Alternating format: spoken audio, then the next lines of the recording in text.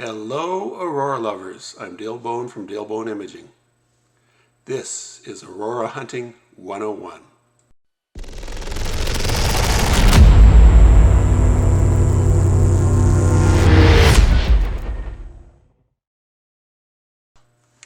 This is episode 11, What is the NOAA 3-day forecast?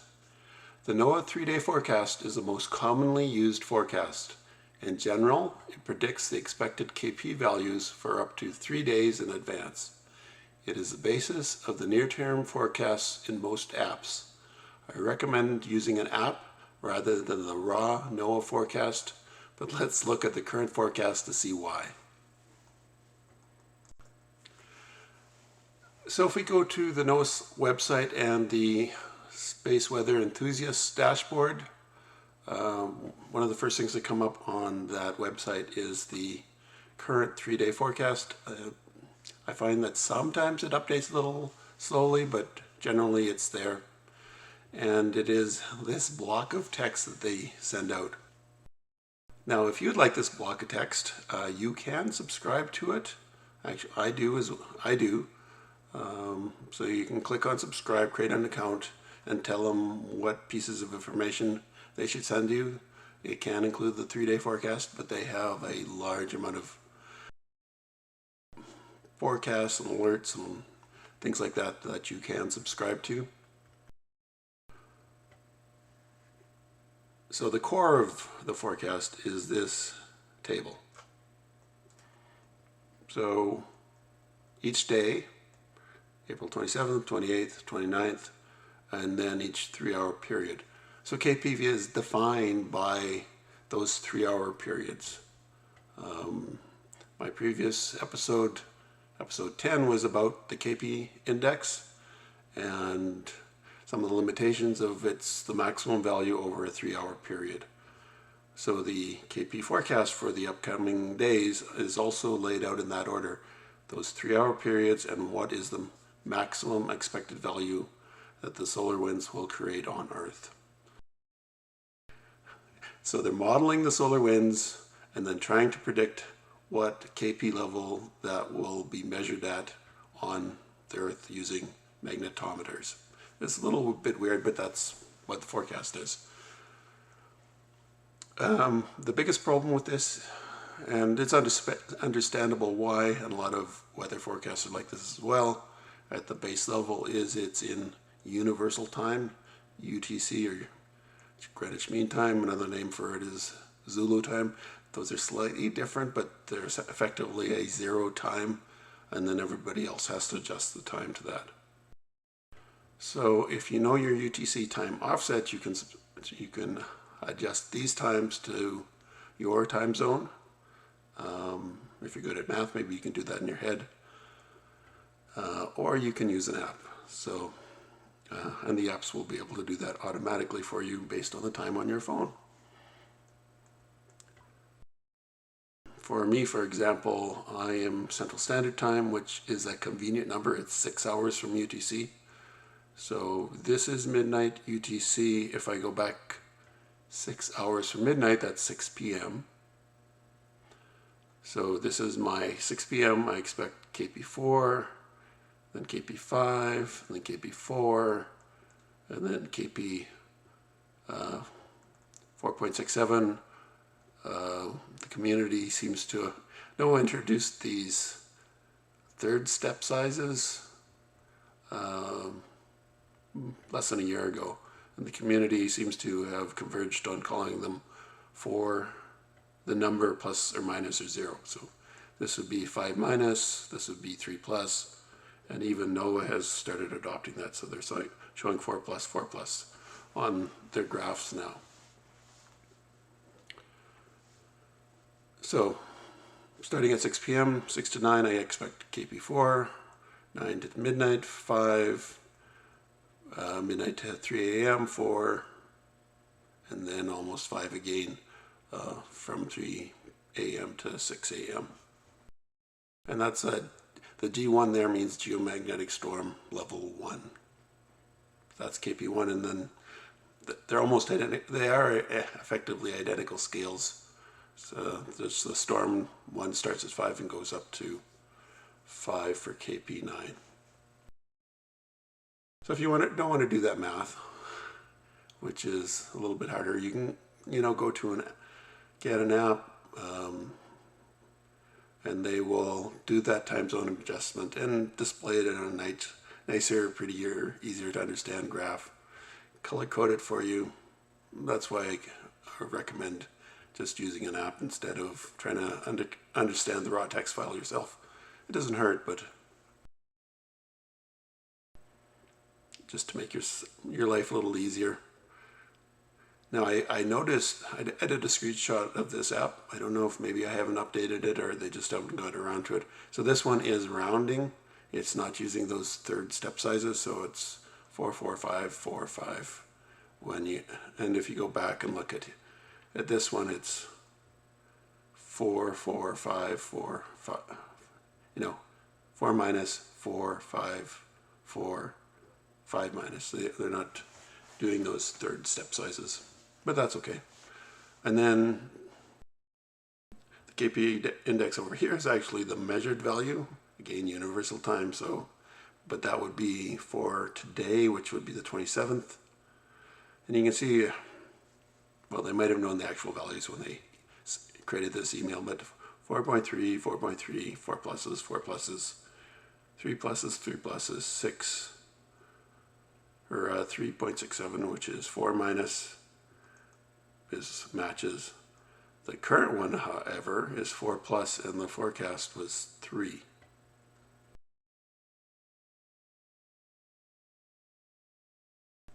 Gets us to the next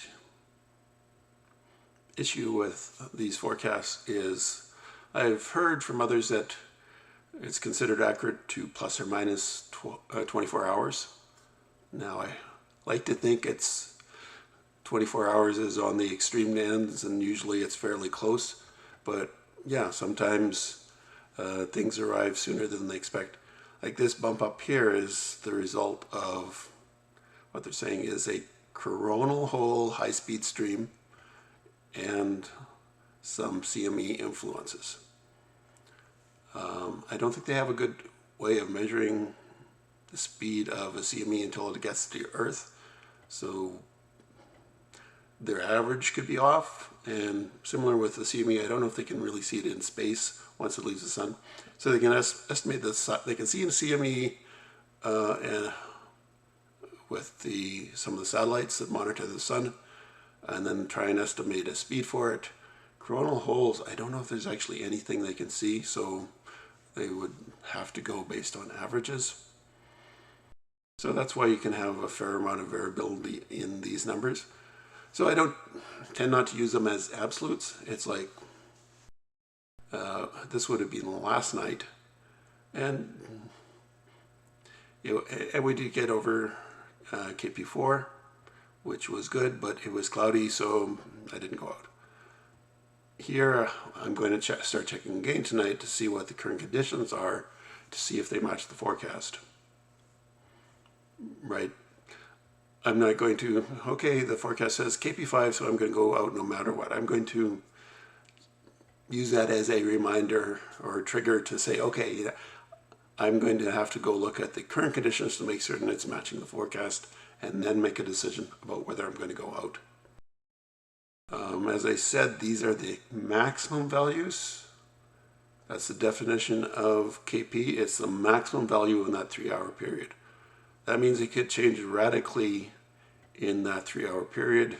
It usually doesn't change radically, but it certainly can go up and down quite a bit. And then one of my criticisms of KP is if the power is declining, you don't see that decline until you get to the next time zone, because it'll lock at that maximum value. Say it hit KP5 right at 9 p.m. or 3 a.m. UTC and declined. You'd have that lower activity for the rest of that 3-hour period, but you wouldn't see a change until you got to the next 3-hour block. So that's one of the limitations of KP in terms of forecasts of the aurora. So I recommend using HPI, even looking at the KP values to see if they're going up, but HPI updates all the time, every 5 minutes. So that's a much better real-time indicator of the northern lights. Yeah, and if you go look at episode 10 about KP, also have a criticism about that KP is a measurement that takes place on Earth where they're trying to estimate the strength of the solar wind. It is not a measure of the aurora, and HPI is much closer to a measurement or predictor of the aurora, so I prefer that. But this is what NOAA produces, so this is what we all use, this is what the apps use, because this is the best modeling that we have in terms of a forecast, but it's not perfect.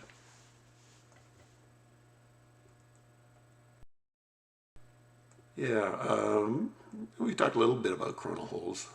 So coronal holes, since it's here, this is CH is coronal hole high-speed stream. So that's a area of weak magnetic field on the sun. If one of those is facing Earth, the magnetic field is weak enough that the gases near the surface in the corona can just stream away from the sun.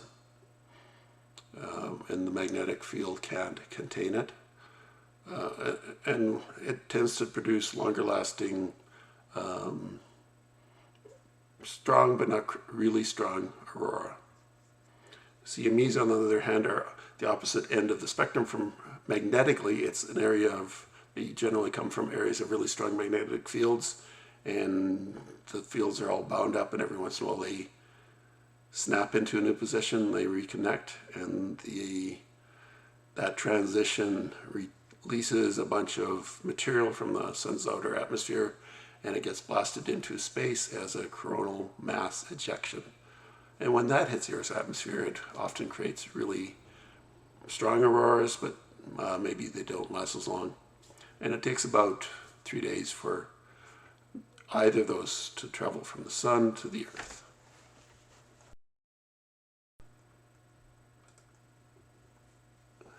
That's probably more than you wanted to know about the 3-day forecast, but yeah, my recommendation is you get an app rather than trying to understand the text. It doesn't hurt to understand the text, but the app can certainly make your life a little bit easier.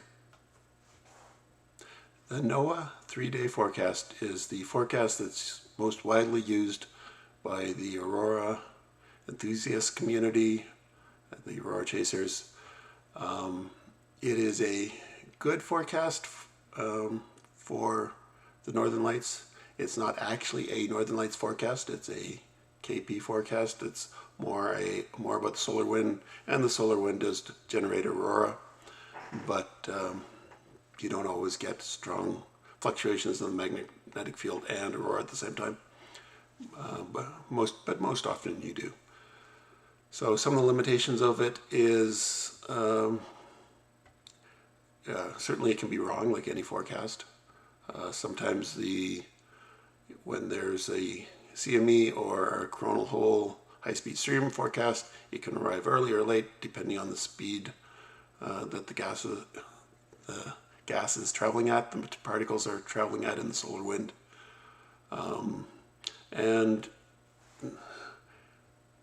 If you try and use the raw text from the NOAA website, it's fairly difficult to understand, so I recommend using an app that will display the same information but do the time correction and lay it out in a nice, pretty format.